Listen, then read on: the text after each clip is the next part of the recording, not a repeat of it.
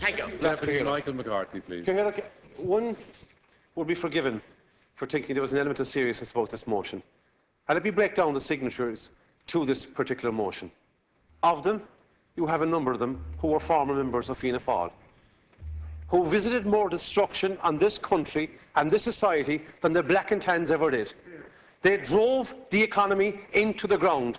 And some people who have the neck to put their names to this amendment were members of that party when they did it. I don't take from the genuine intentions of Deputy Healy and others, and I know they're genuine.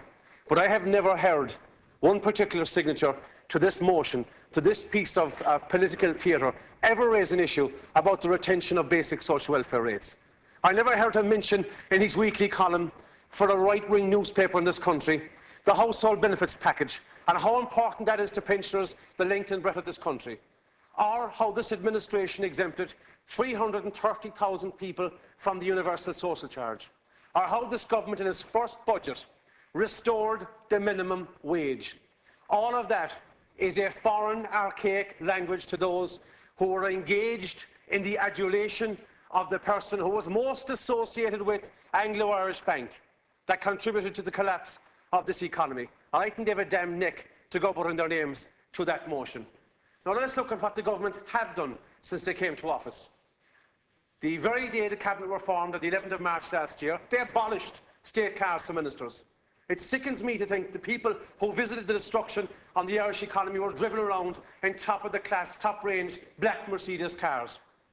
They reduced ministers' pay. They reduced the salaries for the Taoiseach and Taoiseach. They abolished the allowance that the vice-chairman of a committee got, €10,000, tax-free, a figment or a legacy of the Bertie years. Another one of the signatures could explain to us well what went on in the Bertie years, because he went into the Taoiseach lobby night after night to support it.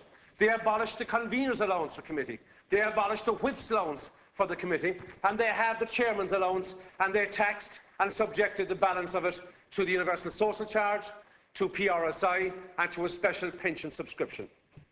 Now, they've also managed to cap the pay of CEOs in the public sector, and they've done a range of measures, not least introduce a referendum to cap the pay of the members of the judiciary, or to reduce the pay of members of the judiciary. And there were some members opposite, some who have signed this motion, who actually voted against that measure.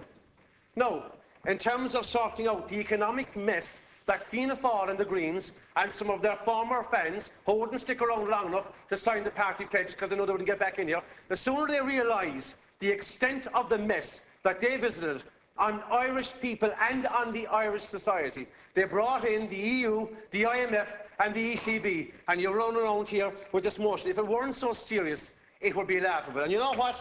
Why don't you begin by handing back your €40,000? Every one of you. Every single one of you. €40,000 tax-free. And you come in here lecturing us about those who are social workers when you don't really mean it. Because you know what? You don't give a damn. Thank you, Mr. Speaker. 10 minutes, Deputy. This government